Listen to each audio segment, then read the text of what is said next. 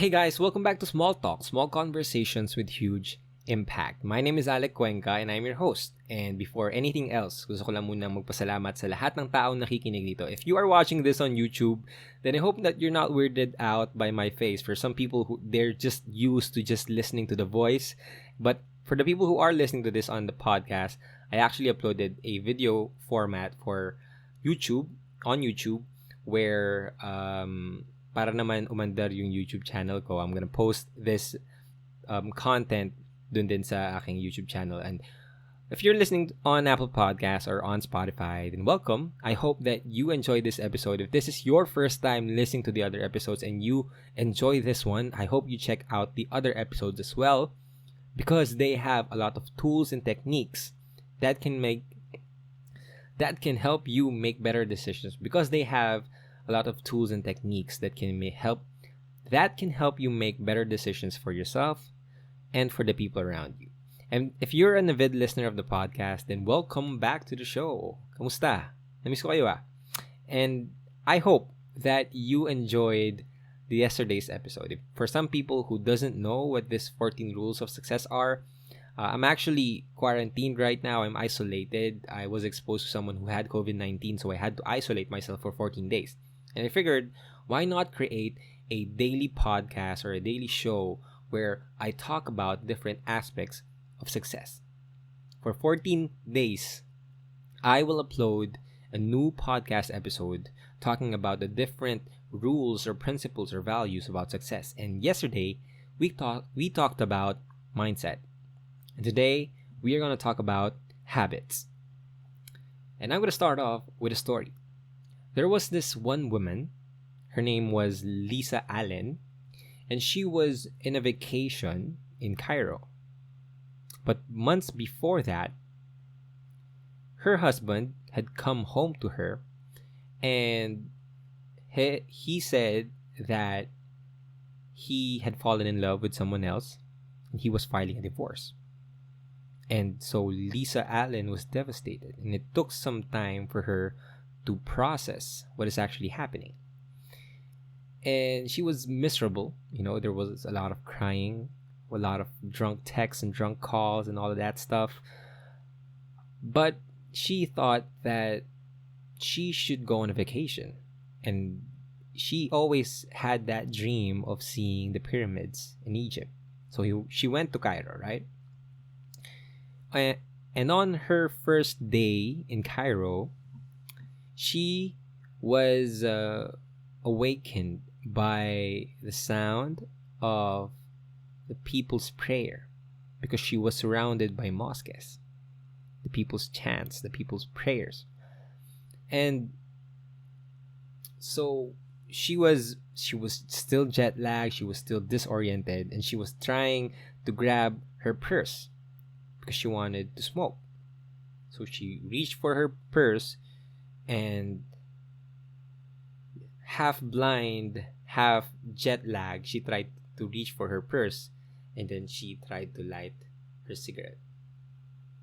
And only when she came to her senses once she smelled that there was like a plastic burning around her. And when she looked, she was not lighting up her Marlboro. She was lighting up her ball pen. She was so devastated, and she felt like everything I had wanted had crumbled. I can't even light my cigarette. And so she felt like she needed to find a way for her to control her life, at least one aspect of her life. May it be just smoking or something like that. So she showered, and then she went out of the hotel.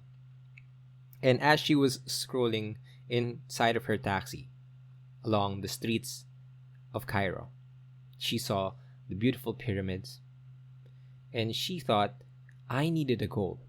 I needed to have something to look forward to. And so on that day, she decided that I will come back here in Cairo, and I will trek through the desert. And 6 months later, she actually did it. She went back to Cairo, and she trekked through the desert. And she was able to do that by changing one habit of hers, and it was smoking. Now, I'm not telling you to, if you're a smoker, then quit smoking, right? But there's this principle behind why she became successful in reaching her goal. And scientists explained that it wasn't really about the goal that she had. It was about her changing one single habit that she had in her life, and every single change followed. She focused on one single shift that she can control, and every single thing that and the other aspects of her life changed as well. For 6 months, she replaced smoking with running. She just changed that, and she was surprised that every single aspect of her life changed as well. And this is very important for us to understand, that we talk about habits. What is habit anyway? Habit is something that we automatically do, that we don't actually use so much effort in doing it. It's like so easy for us to do. And habits are...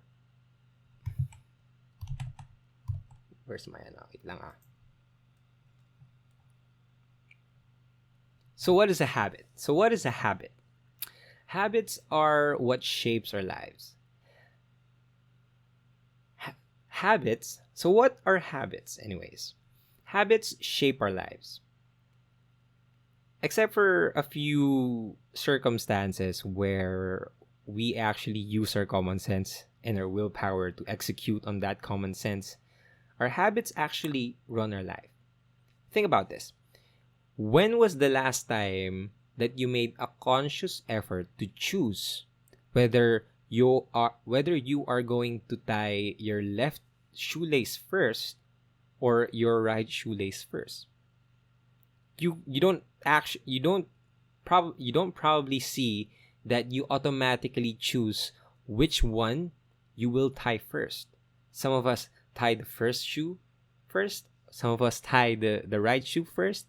But this is an automatic response that we do, that we don't actually think about, or and we don't actually muster our willpower. And sometimes we can actually muster our willpower to try decide on certain things in our daily lives, but it's actually unsustainable. We have to develop habits, and we had actually developed a lot of habits to make sure that we adapt to this evolution that is constantly happening in our world, for us to survive and for us to function well in our daily lives. And so I'm not saying that you're a robot, that you can't have control in your life. You can actually try to control every single aspect in your life, but most of the things that we are actually doing, it's a part of our habits. Kung ano nakasanayan natin. And this is why it's very important for us to understand that with the understanding of our habits, our system, our lifestyles, we can actually learn and be aware of the things that we need to change. If we want to start a new habit, a new good habit, then we can actually do it. If you want to erase a bad habit or remove a bad habit, then we can actually do it, because we know that our habits, although they might be controlling us in some way, we actually have control over them. And before we actually learn how to remove bad habits or create new habits, we must understand first what creates the habit loop. I read The Power of Habit by Charles Duhigg, and he discussed the importance of understanding the habit loop, because once you understand that, then you can actually know what you need to improve on, what you need to adjust, what you need to change, right? And so apparently Charles Duhigg described this habit loop as a three-part loop, where the first one is the cue. The second one is the habit itself, or the response that you do. The third one is the reward. So you have a cue, you have a habit, and you have a reward. Now, I've read Atomic Habits by James Clear, and he said that it's actually four parts of habit. We have the cue, we have we have the cue, we have the craving, we have the habit or the response, and the reward. So basically, let's focus more on Charles Duhigg, on The Power of Habit by Charles Duhigg. The habit loop consists of the cue. The cue is something that triggers your brain to do something. For example, you hear your cell phone, you hear a notification on your cell phone. That's a cue. That's a cue for you to check your phone, right? And once you hear this cue, once you see this cue, your brain starts craving for something. And that craving pushes you to do the habit or the response. In this case, it's you checking your cell phone or scrolling through Facebook or checking out that notification. And once you do that, this prompts you to have a reward. And the reward for doing that is that you're now connected to the online world. You remove this fear of missing out. You now know what the heck is that notification for. And that actually provides you with a certain dopamine in your brain. And that is your reward. And the reward registers in your brain so that it is connected to the cue. So that when your brain sees a similar cue, it knows that you will receive this reward if you do this habit. So that's how you get caught up with the habit loop, right? The reward registers into your cue gives your craving, and once you crave, you're prompt to do the habit or the response. So for example, your cue is when you see someone smoking, that's your cue, right? For all the smokers out there. You see someone smoking, that's your cue. Now, the craving is that nicotine in your body. That's your craving, right? So what you do is you smoke. So you smoke and you get the nicotine. And that's your reward. It's in your body right now. And now, you know that every time someone sees smoking, the reward that your body is trying to find is the nicotine inside your body. So again, every time you see a person who is smoking, it will automatically run a habit loop. And Charles Duhigg, now we understand how a habit works, right? So how do we actually try to adjust our habits? Because it's very important for us to understand that we have to be able to learn how to add better habits or to remove the bad habits that we have. So how do we do it? In Charles Duhigg, in The Power of Habit, Charles Duhigg explained that you don't actually need to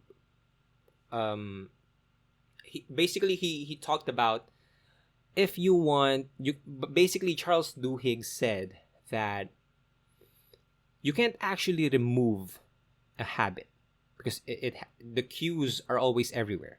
The rewards are something that is necessary for your survival, at least for your brain, right?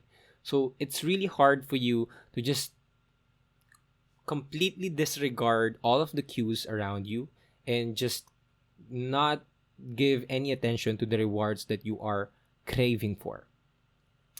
And so what he said is that if we want to change a habit, then we need to understand what's its cue, what is the habit itself, and what is the reward. And the only thing that we need to change, is the habit.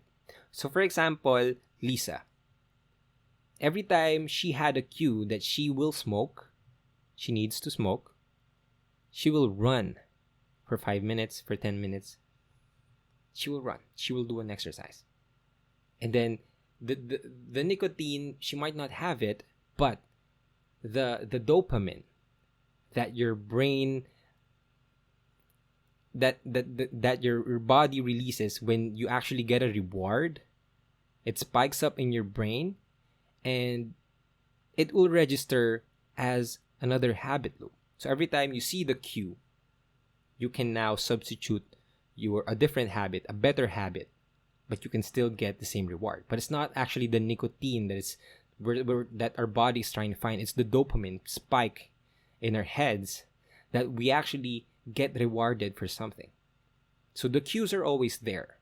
But what we need to understand is we just need to substitute something we know that could actually help us with the long term and still get the reward for it. And it will register another loop.